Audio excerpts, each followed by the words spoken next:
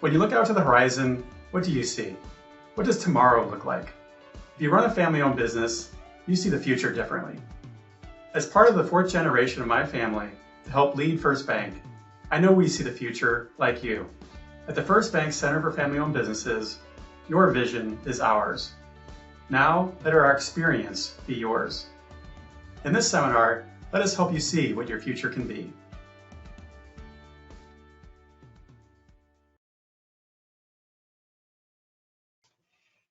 All right, and at this time, I'd like to turn it over to the host of our program, Mr. Joe Ambrose.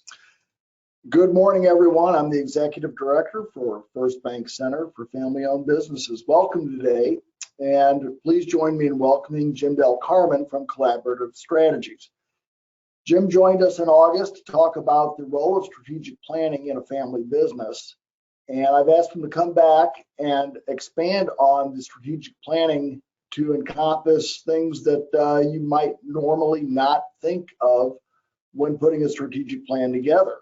Unexpected death in the family, lifestyle issues, drug and alcohol, specifically what happens if there's a divorce and the family interest gets divided that way, or someone leaves the business unexpectedly. So without further ado, I'd like to welcome Jim Carmen. And Jim, to get things started, what is the role of strategic planning in dealing with unexpected events in a family business? Thank you, Joe. Good morning, everyone. If there's one thing I know is that whatever one strategic plan is, and it's near and dear to my heart, it's likely going to be wrong. Reason for that is you are developing a plan in a static environment, and we live in a dynamic world. Pace of change is getting faster.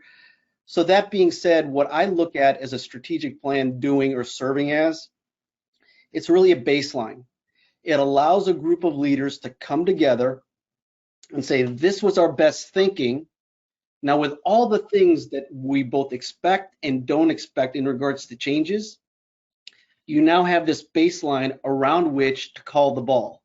So that being said, in looking at mitigating some of the risks, especially those that are unexpected, it doesn't diminish the importance of a strategic plan. In fact, it accentuates it. Sounds good, Jim. Josh Barron introduced us to the concept of the four-room concept with planning, and in his book, The Family Business Handbook. Can you elaborate on what you feel Josh hit the nail on? Yeah, I really appreciate Josh's work.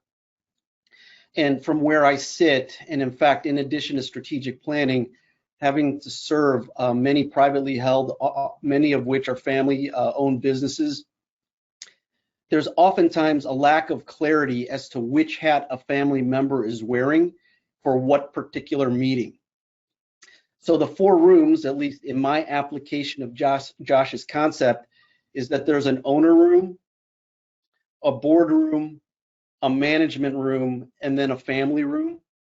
And to me, it's not about, at least for the purposes of this discussion, really clarifying what each of those rooms is. It really is asking, what are the scopes of authority for each of the rooms and who sits in what room? Because without that articulation, it's very easy for a family member to walk into a meeting that is really at a managerial level, day-to-day business, but come in with either a family hat on or a board hat on. So again, to me, in preparing for the unexpected, it's having real clarity about the four rooms, who sits in them, and what are the scopes of authority for each of the rooms. By having that muscle developed, it prepares then each individual for when the unforeseen happens. Well, how about a strong succession plan as it applies to the managerial side or perhaps the ownership side of the family business? From where I sit, Joe, there's really two types of succession plans. If one is attentive enough to do it, and I'm a strong proponent of it, I believe there's two types that any organization needs to develop. The first is the one that we're probably all familiar with. In a planned environment, we know that someone is either retiring, exiting, whatever the case might be. You put together that very stable succession plan, predictable succession plan that says, who are the candidates, how do we develop them, and ultimately, when the time's right, how do we select who will take that individual's place? So first and foremost, I think that's a healthy practice that helps, again, mitigate some of the unforeseen in the future, because if you have that plan in place, and even though you thought it wouldn't kick in for another 5 years, by just having that plan, hopefully gets you on the road to preparing individuals so that if that timeline has to be moved up for unforeseen reasons, you're already prepared. The second type of succession planning is what I refer to as unplanned succession. And that's basically in emergencies that you're having to react to something that, of course, was not planned. And to me, you may not know the individual who will take the role, but I think it behooves any organization to be really clear that if X happens, as distasteful as it is, what will we do? And to me, it's just laying out the process. It could be convening the family and the management team. It could be convening the board. And oftentimes in emergency succession, there's topics such as who's going to take on a lot of the day-to-day responsibilities from the get-go to fill the gap right away. And then secondly, how will we, in the event that that unforeseen circumstances leads to someone not being able to serve after some interim period of time? So in my passing for my company, if something were to happen to me, the first step is to say, who's going to pick up Jim's responsibilities day to day, open-endedly, meaning we don't know when he'll come back. But then the other part of it is, in the event that we know he'll not be able to come back, what is our process going forward? How will we elect the next leader? One of the things I'll talk about a little bit later, Joe, but I'll put in a plug for now, is when you create a process and or policy before it's needed, it takes the subjectivity and the personal nature out of it, and everyone agrees to that process. And we can all imagine in an unforeseen situation where someone is elected to be the successor, especially in an emergency, if that process weren't laid out, there might be hurt feelings and or some disagreements, even more so than if a process is fully mapped out. Well, Jim, let's develop that thought. Are you thinking along terms of the family employment policy or standards of conduct for family members with your thoughts? Even though we can't control all the variables, what we can control are potential pitfalls that we can imagine and or potentially say, I don't think it will happen, but we better be ready if it does. And so one of the tools that I use is, again, I refer to strategic planning with the leadership team. I refer to succession planning with the leadership team. But for those family businesses that I work with that are willing, I oftentimes recommend getting together 2 or 3 times a year in what I refer to as a family council. And that's for a family who is in business to bring the family together that is closest to the business, even if they don't have an active role in it. They could they could have an ownership stake, they could serve on the board, but it doesn't mean that they're necessarily in the day in, day outs of the business. And to your point, Joe, one of the topics in those family councils, it's in that earlier comment we talked about the 4 rooms, it's that family room, is how do we establish proactive policy so that if and when the time comes, if it doesn't eliminate, at least it alleviates the potential for hurt feelings or misunderstandings, because a policy was put in place before we had to apply it to a particular situation. So a couple examples of that. When and how do we bring in family members to the business? Is it just the family's decision, or does the professional management team, if they're not family, get an opportunity to weigh in? What are the circumstances around which they have to check off before coming into the business? Because as you can see, if I, Jim, am in a family business and I want to bring in my son, and the rest of the family, when bringing it to them, says no, no, no, it becomes a little personal. And as we talk about family businesses, the objective is twofold, right? It's business success with family harmony. So if there was a policy in place about when to bring in a next generation, hopefully in my mind, as the person wanting to bring in my son, I take it less personally if all those boxes aren't checked for my son and the answer is no. Other policies that come into play for the unforeseen circumstance are in the event of marriage, what are our guidelines in what the family member might put as a shared marital asset and what needs to be retained by the individual. Again, I'm not here to espouse one way to do it versus another, but be very, very clear as to what the expectation is. And the family members together, if doing it proactively, can talk about what the policy should be. Again, in a scenario where it need not be applied right away, it's looking further down the road. I've been involved in some family councils. In fact, I can think of one recently, Joe, where they suggested maybe we should not allow an in-law into the business, because even though we hope and think the marriage will last, you can see how the situation of divorce could turn not only that marriage sideways for obvious reasons, but also that person's involvement in the business. So that being said, the family raised it. The CEO said, after giving it some thought, I agree. And the funny thing, or the irony about it, is the CEO was actually an in-law. They weren't a member of the family until they got married. So if you think about objectivity and putting down policy, even when it's something that would have applied to you, you can see how it took courage to do that. But in his heart of hearts, he felt that I want to avoid some conflict, fragmentation later. And again, I'm not here to espouse that, because many around the screen may be an in-law. It's not the policy decision you make, but it's putting policies that the family agrees to that is the important part of that topic. Jim, that's a great point. And from my experience, having those in place ahead of time takes away the personal side of it, takes away the situational side. So it's not just directed at one family member or one incident. Those policies are out there. People understand what the game rules are before they get engaged in the business side of the family. They're still a family member, but it pertains to the business side and preserving that business entity for the entire family, not just for one person. Well said, Joe.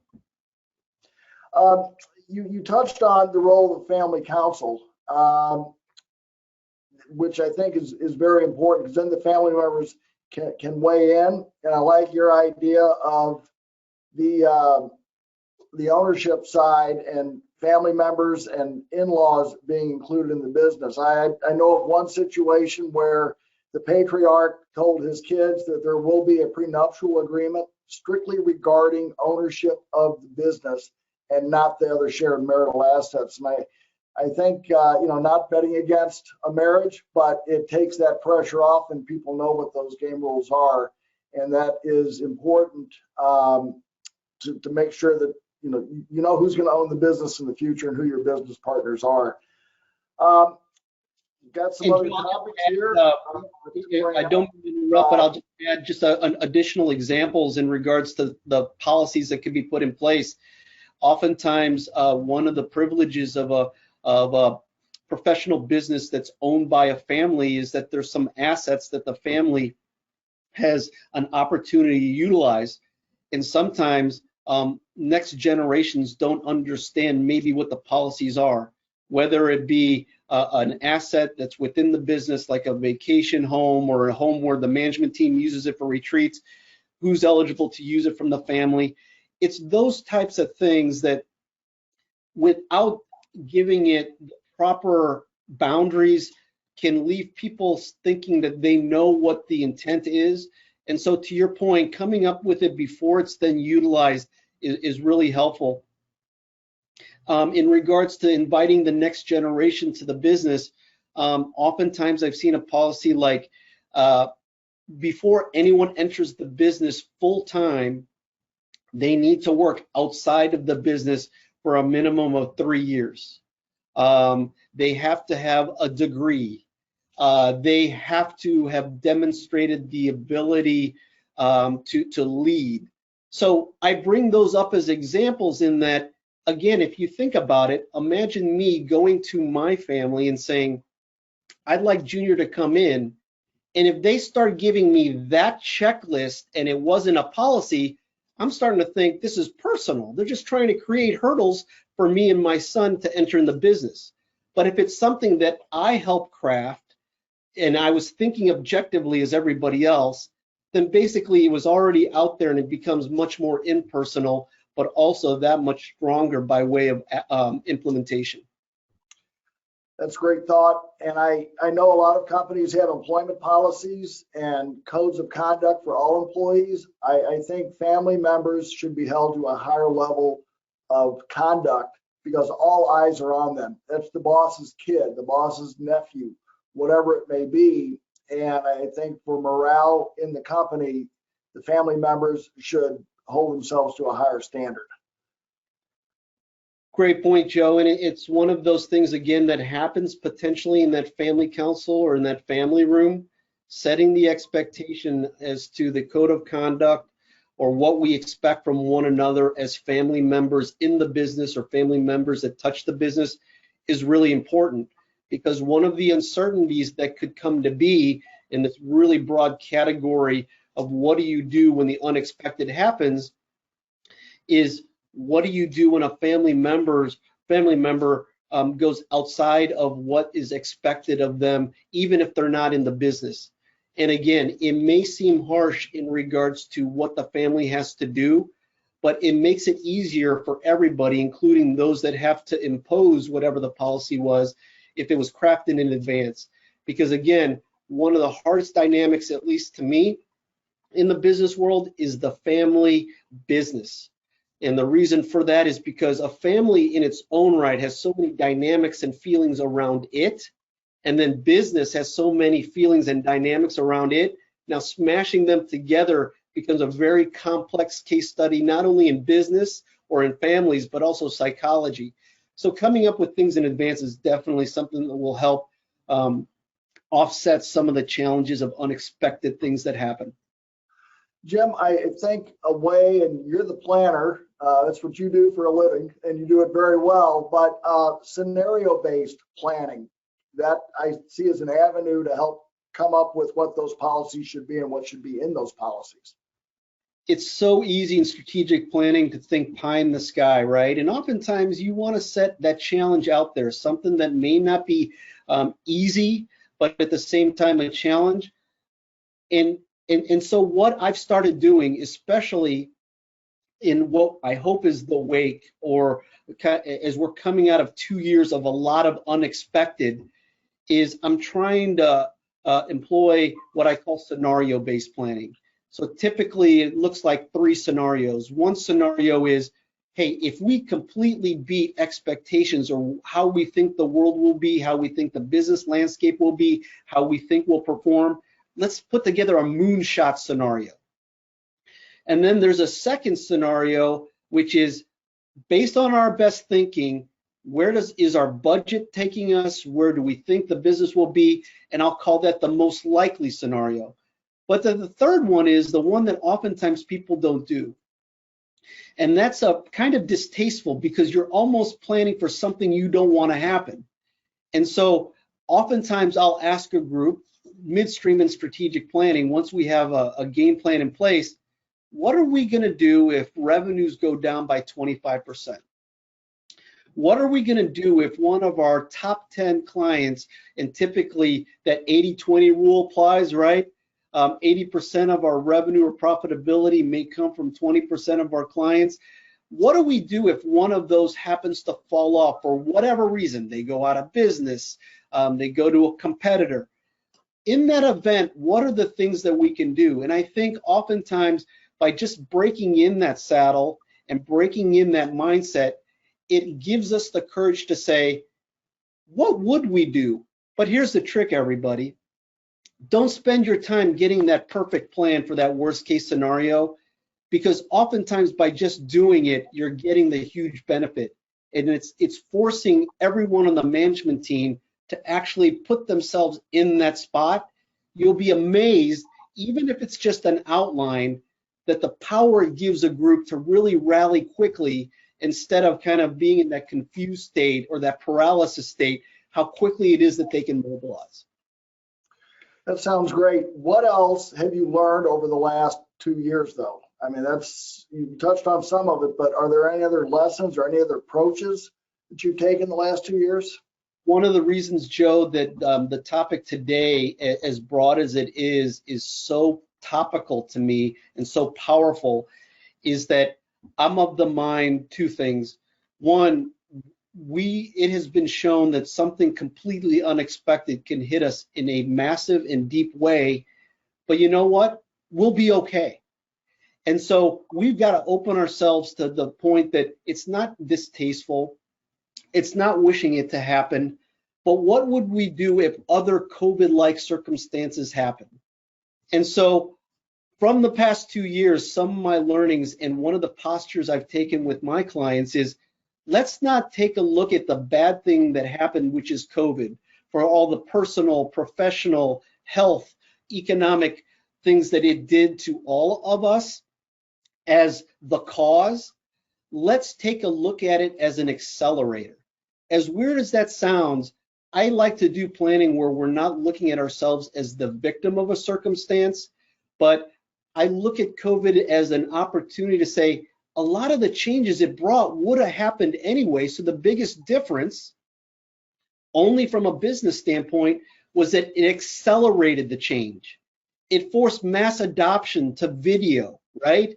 That technology existed already, but what it did was it forced all of us to really accept it, adopt it.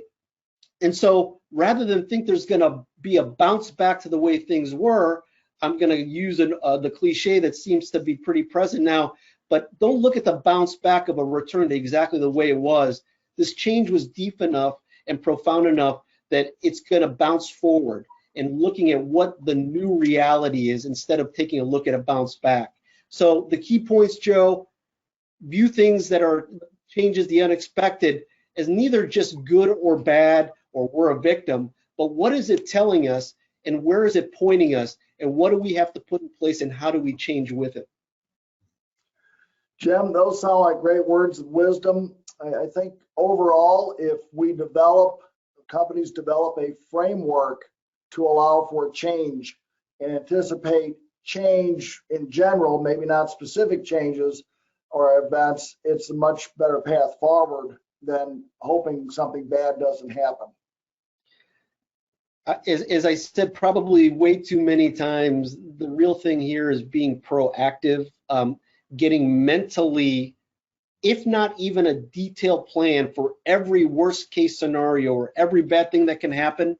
The mere fact that you and your teams allow yourself to think in that way will then really enable you, empower you to mobilize a lot more quickly if and when that does happen. Joe, I know in the interest of time, I'll just raise a couple more quick hits and then turn it over to you. I also find that often in unforeseen bad situations, family businesses oftentimes hunker down, come together as a family, and so it becomes very insular. And even though that's your prerogative, I've seen some families really benefit from, before even needing them, putting together a group of outside advisors, whether it be a formal advisory board, which is not a fiduciary board, but just a guidance board that meets regularly every few months to give guidance and recommendations to the company, or if it's just taking the existing trusted advisors of your attorneys, your accountant, your banker, and just saying, in the worst case scenario, and I had one family do this, say, if senior happens to pass, these advisors are going to be asked to mobilize and convene with the family. And again, what it does is it allows the family some outside perspective, hopefully some additional objectivity. And third, it just then becomes something that was planned And so then rather than mobilizing that group after the fact, meaning, hey, I'm going to tap this person on the shoulder and that person on the shoulder, they're already somewhat mentally prepared and can come together and they know what the expectations are of them. The last thing, Joe, I'll say very briefly is the last 2 years have taught there are things that we as leaders can do for our organizations to build organizational agility.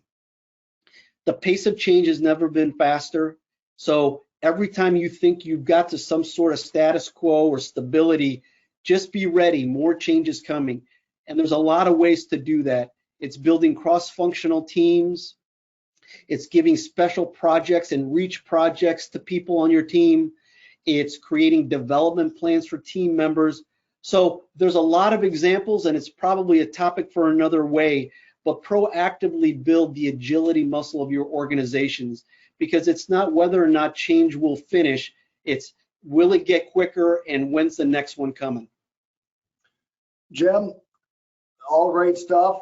And we finished up in inside of 25 minutes, which I'd hope we would do. So we got concise information. If people out there need to contact Jim, your website, sir? Yes, the name of the firm is Collaborative Strategies, and we're based out of St. Louis. So if you do a search there, you should find us pretty quickly. Sounds great. We've got 2 webinars planned for May. We're going to skip April. First webinar, Mr. Paul Worth, a certified exit planner, is going to talk to us about benchmarking in a family business. And we have Armanino CPAs that will join us later in the month to talk about cryptocurrency. And it's going to be very basic information, which I think most of us, especially my generation, can use a basic understanding of how cryptocurrencies operate. So until then, thanks for joining us today. I look forward to seeing you in the future. All right. Thanks, everybody. I want to thank you all for joining us today. Special thank you to Joe and Jim for their time and expertise. I do want to note there's going to be a survey pops up right after you exit the session. Please do take just a moment to fill that out. It helps us improve our service to you. With that said, have a great day, everyone. We'll catch you next time.